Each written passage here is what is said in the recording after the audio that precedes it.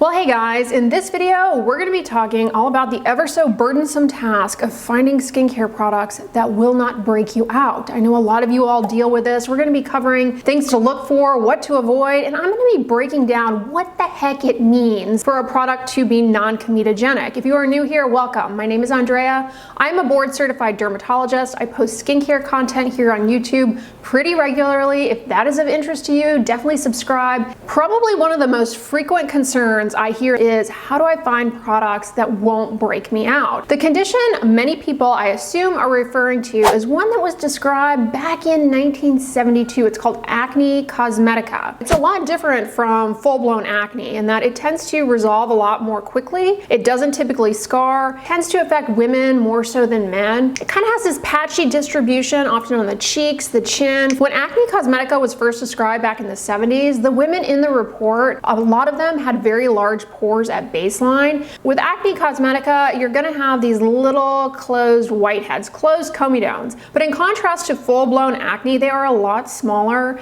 and the attached oil gland tends to be less involved. It's less of an oily skin condition in comparison to full-blown acne, and it may or may not be influenced by hormones, whereas full-blown acne definitely is influenced by your hormones. So when you're shopping for skincare products and you're trying to choose a product, you're probably going to come across something called a non-comedogenic product. What the heck does that even mean? Truth be told, the terminology non-comedogenic, honestly, it's just a marketing term. It doesn't have any regulation behind it, and it is a bit of a nebulous term. Non-comedogenic implies that the final product will not clog pores and lead to an acne-like eruption, otherwise known as acne cosmetica. But here's the actual truth. There is no standardized or validated way to determine if a product is or is not comedogenic. It is largely a marketing claim put forth by cosmetic brands. That's not to say that they don't put effort into substantiating that claim. The methods that are used to determine if a product or ingredient is in fact comedogenic definitely have a lot of limitations that make it so that we can't really generalize this type of information.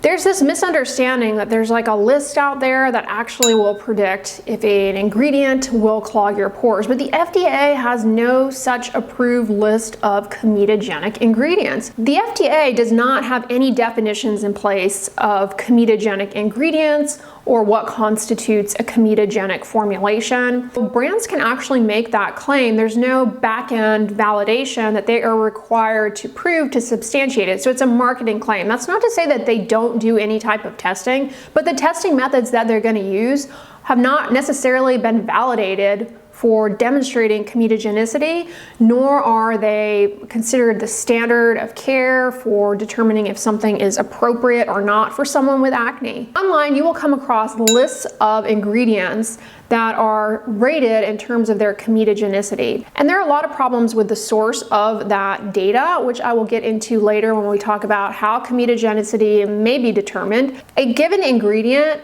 in terms of what's going to make it comedogenic, has nothing to do with just the ingredient. It boils down to the formulation of the product overall.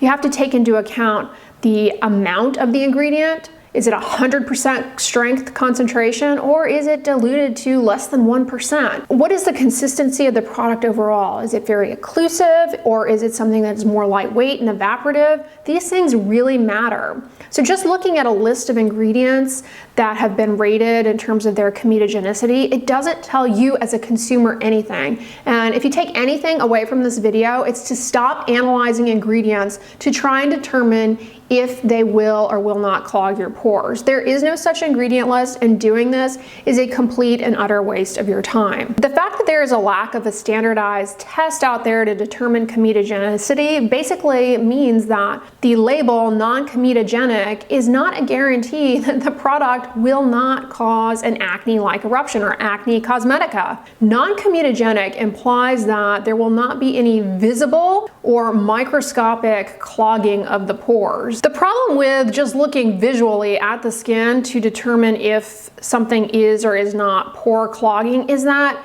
it doesn't allow the observer to determine anything below the surface of the skin. It really only is showing you the opening of the pore. The pore extends down into the deeper layers of the skin, and you're not able to visualize that. It just relies on dilation of the pore, not on the entire structure of the pore. So you could be missing out on detecting pore clogging ingredients just by visually analyzing something. The other problem is that visual dilation of the pore does not necessarily mean that a product is pore clogging. It could actually represent an irritant reaction and subsequent extrusion of existing clogged pores, such as what happens when you use a keratolytic ingredient. A lot of people commonly refer to this as purging. You guys, if you've missed my videos on purging, what it is and what it isn't, check that out. But a lot of times when you use an ingredient that increases the rate of skin cell turnover, any microcomedones, otherwise known as clogging of the pores deep down under the skin, that you have at baseline that you may not be aware of, well, they're going to come to the surface.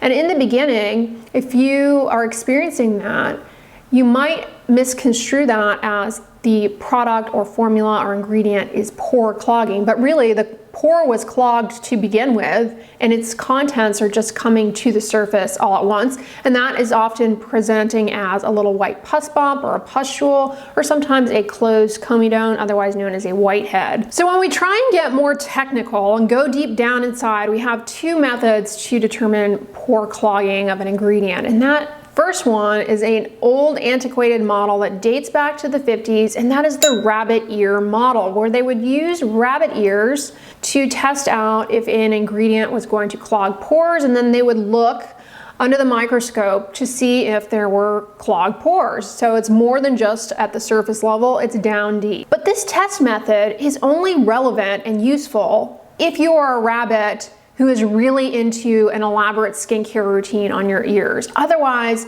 it's not reliable for human use because the skin of a rabbit's ear is so much different than the skin of humans. So pores, they're like a tube. It's called a follicle. That's the medical term for a pore. And a human pore will have one oil gland dumping into it, whereas a rabbit pore actually has a few entry points for different oil glands. So they have multiple oil glands dumping into one pore. And that's a huge difference. Rabbit skin will form comedones, otherwise known as whiteheads or pore clogging, much faster than human skin. And the sebaceous oil gland, which pumps oil into our pore and can play a role in pore clogging, factors that govern oil production differ between us. So unless you're a rabbit doing elaborate skincare on your ears, this method just doesn't pertain to you. Even if our skin was just like a rabbit's ear, it's still not a reliable way to look at things because it really only tells you about that ingredient in isolation at a certain concentration. It doesn't really tell you about how the ingredient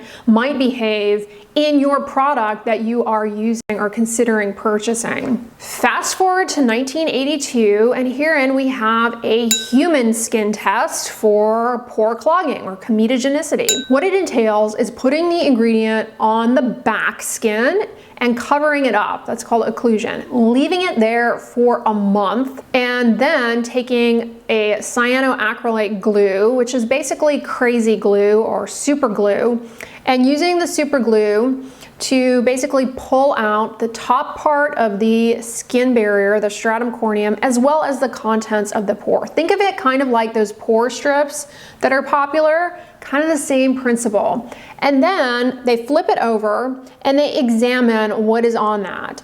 And they basically come up with a ratio to say, is this a pore clogging ingredient or not? But there are problems here in how this test is carried out. First of all, it's done on back skin, which is much different from facial skin. The skin on the back, the deeper layers, much thicker. The other issue is the length of time that the stuff is left on the skin, a month. Who is putting on a moisturizer and not doing some kind of bathing in between? The other issue is that it's under occlusion, meaning like under a bandage or something. That does not represent real world use and definitely impacts the outcome, because if you put an ingredient under occlusion, it drives that ingredient into the skin, making it more potent, increasing the irritancy, and making it much more likely that it's going to clog up the pores, as opposed to putting products on facial skin where you're out in the open. Again, this method doesn't take into account the use level or the percentage of an ingredient in a product. You could take an ingredient at 100% and find that it is pore clogging, but if you dilute it down to, less than 1% or whatever, fractions of that, it's probably going to be less problematic than in this very forced testing situation. And again, you don't have the vehicle or the inactive ingredients or the formula overall to factor in this test either. Is it a alcohol-based gel vehicle that's going to evaporate very quickly, or is it a more occlusive ointment that's going to trap the ingredient closer to the skin? The other thing that can influence comedogenicity that is not going to be captured in this test is the grade or purity of the ingredient.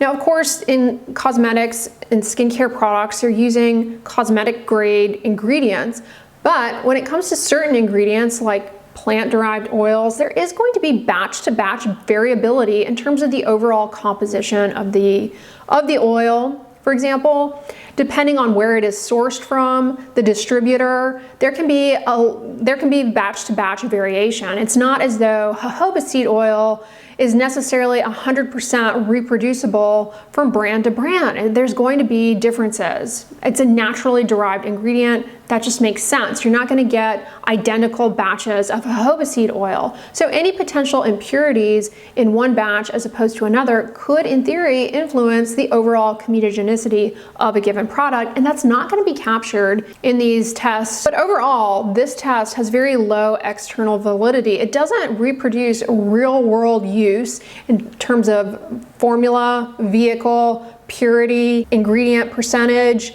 formulation overall. These are all things that play a role in how a given product is going to perform on skin. So all that to say, I have a very unsatisfactory answer for you all in terms of how to choose products that will not break you out. It's merely trial and error. There's not an ingredient or ingredient list that's going to predict that. People ask me all the time, can you recommend a sunscreen that won't break me out? Can you recommend a moisturizer that won't break me out? Can you recommend an oil cleanser that won't break me out? I can't. There's nothing objective about the ingredient lists of products or formulations. It's going to tell me that this product is going to not cause an acne cosmetica for somebody. There's really nothing. Cosmetic grade ingredients are of very high refinement and purity, including petrolatum. I've got a whole video talking about the myth behind mineral oil, and I've got another video on the myth behind petrolatum being pore clogging, neither of which are the case. And again, it boils down to the formula overall. So if you have acne prone skin, or if you're trying to do your best to choose products that will not break you out, here are some tips and some things to keep in mind as far as choosing your skincare and building your skincare routine. And the first is irritation. If a product is irritating to the skin, it will be more likely to aggravate underlying acne. And the reason is that acne is an inflammatory skin condition. Irritation brings about more inflammation in the skin that ultimately can lead to more flares of the acne. When I do my skincare product reviews, I often point out ingredients that can be irritating for some people. So listen out for those ingredients. So anything that causes irritation. And it doesn't necessarily even need to be an ingredient. It can be a type of product, like vitamin C serums. They tend to be, the ascorbic acid serums, an acidic pH can be irritating to the skin. A lot of people experience flares of acne or acne cosmetica with vitamin C serums. Probably has nothing to do with vitamin C or ascorbic acid. It's really the formula overall. They're often acidic, and that can be irritating to some people. The second is to avoid drying out your skin. A lot of people, especially those with oily acne prone skin, they often gravitate towards trying to dry out the skin or say, oh, I'm not going to use moisturizers because those are going to break me out and clog my pores. And it's actually the opposite. For people who have acne prone skin, you can't neglect the skin barrier by abandoning moisturizers and attempting to dry out your skin. If you have an impaired skin barrier, you start losing more water out of the skin becomes hyper irritable. That irritation can drive more inflammation in the skin. I've got videos explaining how low molecular weight alcohol in a product is not the devil. It's a great ingredient. But for those of you who find it drying, that little bit of extra drying effect, maybe it's enough to aggravate your skin. The other thing is contact time. I mean, just look at the human assay, the human test. They're leaving it on the back in many cases for a month. I know you guys are not going about your day-to-day without washing your face at the end of the day or bathing to some extent. But this is one of the reasons why we remind everyone to make sure to take off their makeup at the end of the day. Now with the boom of skincare and the internet, you know, we're always reinforcing that you need to take your makeup off at the end of the day. But there were cases, especially back in the 70s, of women who would never take their makeup off. They would just keep putting on pancake foundation, going to bed like that. And you know, they might go to bed with a face of cold cream and kind of wipe it off. And cold cream, as a side note, is a great first step in a double cleanse, but they wouldn't necessarily wash their face. And yeah, I mean, it's no surprise they didn't have some degree of acne cosmetica by not washing it off. So contact time, duration of contact definitely plays a role. A lot of times you'll hear people say something like, you need to let your skin breathe. I mean, your skin does not exchange gases like your lungs do. It doesn't breathe. But that messaging really underlines the fact that prolonged contact time with an ingredient increases its irritancy and likelihood of causing things like acne cosmetica. Then what about the other products that you're using in your routine? Do you have one of these 9-step skincare routines that Kim Kardashian is trying to sell you? The more products that you have into your routine, the greater the potential for irritancy. Especially nowadays, the trend is to put niacinamide in everything, and a lot of people at baseline find that niacinamide is irritating. They discover that. And it's because it's likely in everything. Certain medications can make your skin a lot more sensitive and prone to irritation with products, certain antibiotics, for example. So don't always assume that everything is specific to the products that you are using in terms of your skin health. It's so much more than that. And if you're taking a medication that makes your skin a little more sensitive, that definitely can feed into hyperirritability. One thing that was clear back in the 70s and still holds true in terms of acne cosmetica is the role of friction to the skin in aggravating this. One thing that they were trying to tease out in these early papers describing this condition is to what extent it was necessarily the products or really the people, the women, because that was primarily who were in these case reports, touching their face. The people who described this, they observed that a lot of women would constantly be touching their chin, covering up their face with their hands, putting their hand like this. And they postulated that it was that constant touching that further aggravated the acne cosmetica. Try and be mindful of these behaviors, but also don't attempt to squeeze, pick, manipulate, exfoliate, buff away this problem. It's not going to help, and definitely the excess friction on the skin can aggravate any type of acne, including acne cosmetica. What about sunscreens? That is one product type that so many people report that they have breakouts, worsening of acne with, and a lot of people actually just bail on sunscreen, which I do not advocate for, obviously. I mean, my whole tagline is sunscreen and subscribe. Sunscreen is so important for your skin. And if you've got acne, it's really important for helping to minimize post-inflammatory hyperpigmentation as well as worsening of the acne, because the UV rays from the sun, they drive inflammation in the skin. I mean, you've heard that from me numerous times. But to cut to the chase, what is it about sunscreen that makes some people more likely to break out? I honestly don't know, because it's not something as simple as switching from mineral to chemical sunscreen. I mean, for some people it might, but there's nothing comedogenic per se that is generalizable, at least to to the population as a whole. There's nothing comedogenic about zinc, about titanium dioxide, about any of the chemical filters in sunscreen. There really isn't. Where I think some people may be running into issues, at least when it comes to sunscreen, is that especially those that are water resistant, perhaps it's inadequate removal at the end of the day, and they are getting some film formation, prolonged duration of contact that subsequently is driving acne cosmetica. That's a theory I have. There is a paper that does show less irritancy in removing water resistant sunscreen with an oil cleanser, so I am a big advocate of the double cleanse. I think it helps you more efficiently remove sunscreen in total. So that could be one thing. The other thing that I have started to wonder about, and I don't have any proof of this, but I've started to wonder about, is that many sunscreens include different antioxidants, and that's great. And I've already mentioned earlier in the video how a lot of people experience breakouts with vitamin C serums, and I've always thought that's probably related to the pH of the vitamin C serums can be irritating.